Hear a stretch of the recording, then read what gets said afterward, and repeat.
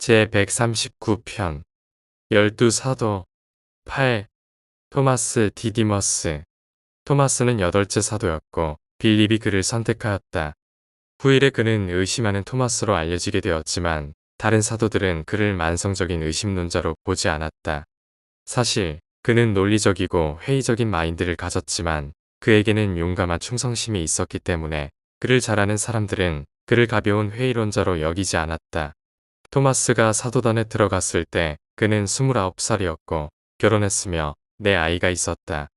전에는 목수이면서 석공이었지만 나중에 어부가 되었고 타리케아에서 거주했다.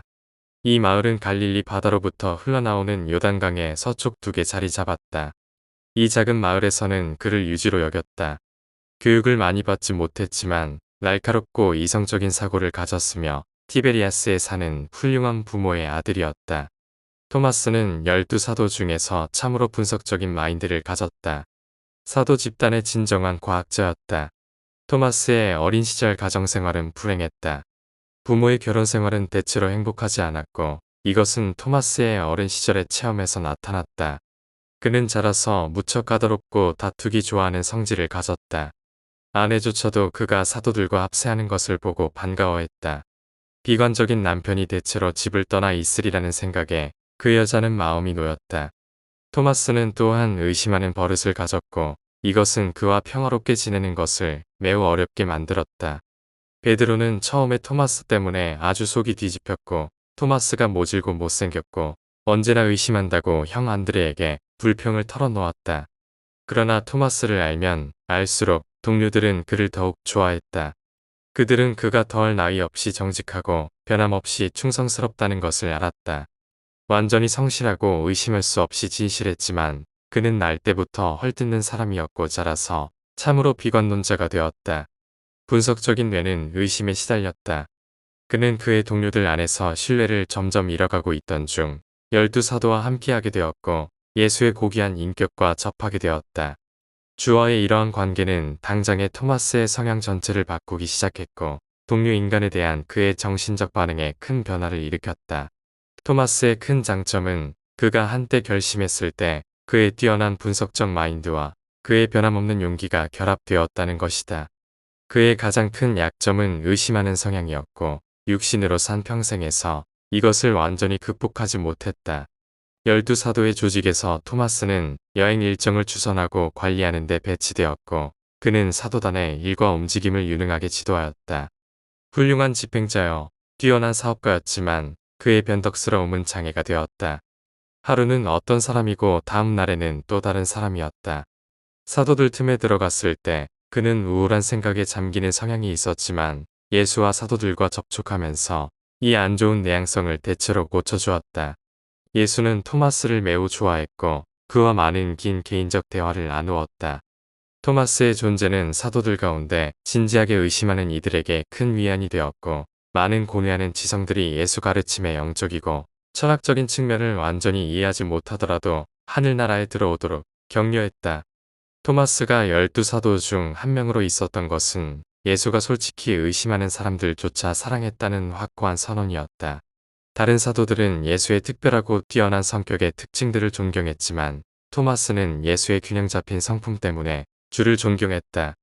토마스는 점점 사랑으로 자비로우면서도 결코 타협하지 않는 정의롭고 공평한, 아주 단호하면서 결코 고집스럽지 않은, 아주 차분하면서 결코 무관심하지 않은, 늘 도움을 주면서 애정을 가졌으나 결코 간섭하거나 독단적이지 않은, 아주 강하면서도 동시에 매우 부드러운, 매우 긍정적이면서 결코 거칠거나 무례하지 않은, 매우 부드러우면서 흔들리지 않은, 매우 순수하고 티 없어도 동시에 강인하고 적극적이며 활기찬, 무척 참으로 용감하지만 결코 성급하거나 무모하지 않은, 그렇게 자연을 사랑하지만 결코 자연을 숭배하는 성향에 사로잡히지 않는, 무척 유머와 익살이 있어도 결코 경솔하거나 가벼운 태도를 취하지 않는 예수를 찬미하고 존경했다.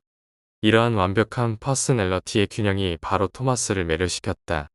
그는 아마도 12제자 중에서 예수의 높은 지적 이해와 퍼스널리티를 감상하는 것을 즐겼을 것이다.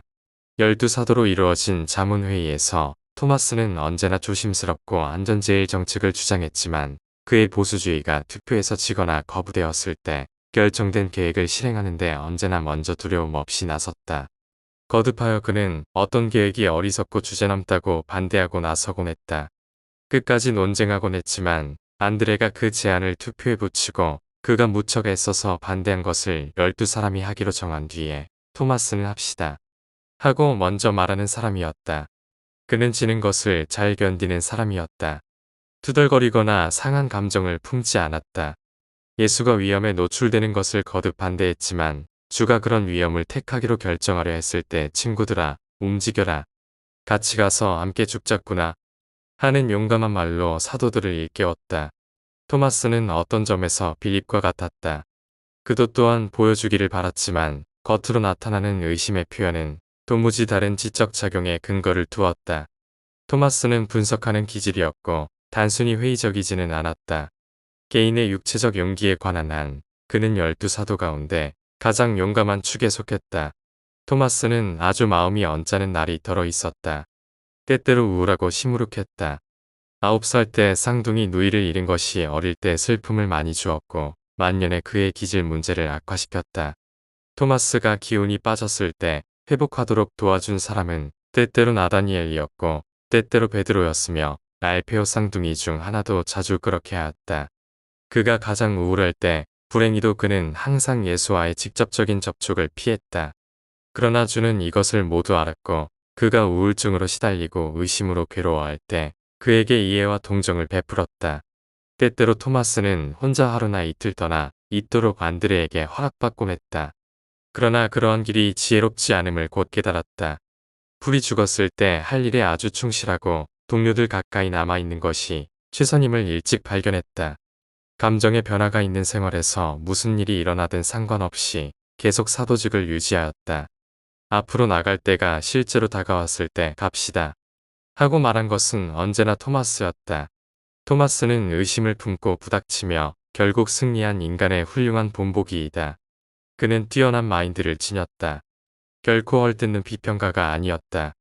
그는 논리적으로 생각하는 사람이었다. 예수와 그의 사도들에게 매서운 시험꾼이었다. 만약 예수와 그의 일이 진정한 것이 아니었다면 이 같은 사람을 처음부터 끝까지 붙들어 둘 수 없었다. 그는 사실에 대한 예리하고 확실한 감각을 지녔다. 사기나 속임수가 처음에 드러났다면 토마스는 그들과 모두 관계를 끊었을 것이다. 과학자들이 땅에서 예수와 행한 일에 대해 완전히 이해하지 못할 수 있지만 주와 그의 인간 동료들과 함께 살며 일했던 한 사람, 바로 진정한 과학자의 마인드를 가진 토마스 디디머스, 그는 나사렛 예수를 믿었다. 토마스는 재판과 십자가 처형이 있던 시기에 시련을 견디었다. 한동안 절망의 늪에 빠졌지만 용기를 불러일으키고 사도들에게 충실했고 갈릴리 바다에서 예수를 환영하려고 함께 있었다. 잠깐 의심하는 우울증에 굴복했으나 궁극에는 믿음과 용기를 불러일으켰다.